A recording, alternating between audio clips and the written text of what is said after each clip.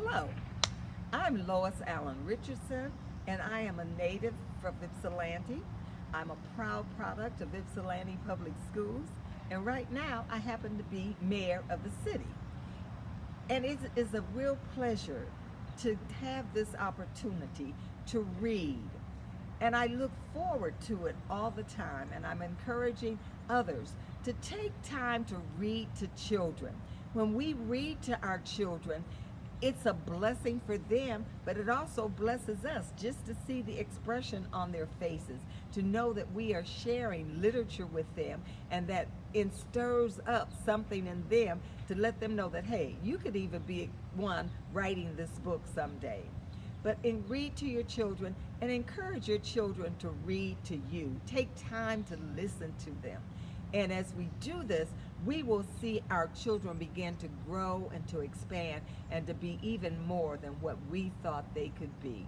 So let's read.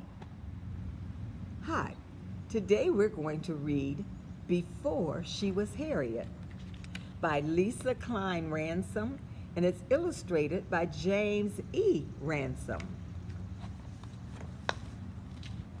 Before She Was Harriet. Here she sits, an old woman, tired and worn, her legs stiff, her back achy. But before wrinkles formed and her eyes failed, before she reached her twilight years, she could walk for miles and see clearly under a sky lit only with stars. Before she was an old woman, she was a suffragist, a voice for women who had none in marriages, in courts, in voting booths. Before her voice became soft and raspy, it was loud and angry, rising above injustice.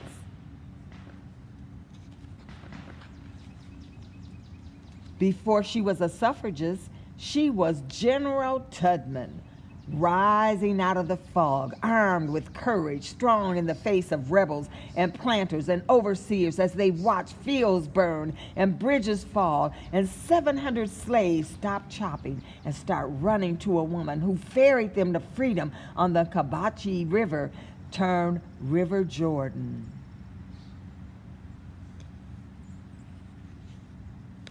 Before she was General Tubman, she was a Union spy, carrying secrets across battlefields to soldiers fighting in the Civil War for President Lincoln to end slavery.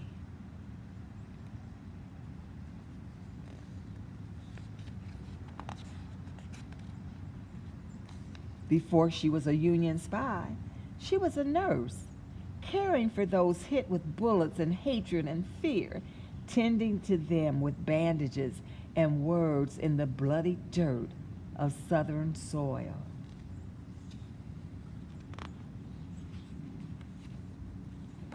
Before she was a nurse, she was Aunt Harriet, daughter of Ben and Rit, who helped her parents flee their master and find their way through woods and streams to the safety of Canada and a new home in the North.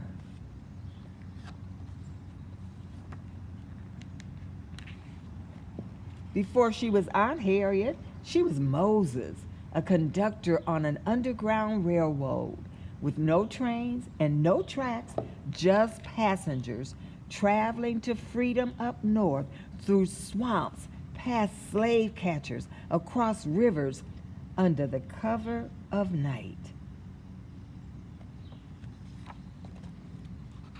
Seeking the promised land for her people, led by dreams and God and faith, a wisp of a woman with the courage of a lion. Before she was Moses, she was Minty of Maryland, of one slave owner and then others who worked her, punished her with lashes, broke her back, but not her spirit.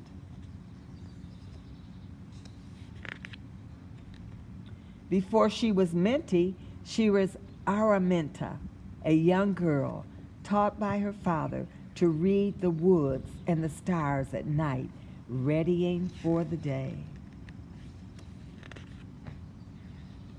she'd leave behind slavery along with her name and pick a new one, Harriet.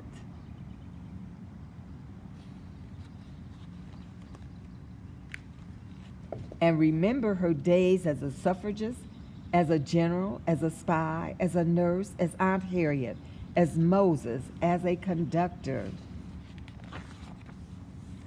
as Minty, as Araminta, who dreamed of living long enough to one day be old, stiff, and achy, tired and worn and wrinkled and free.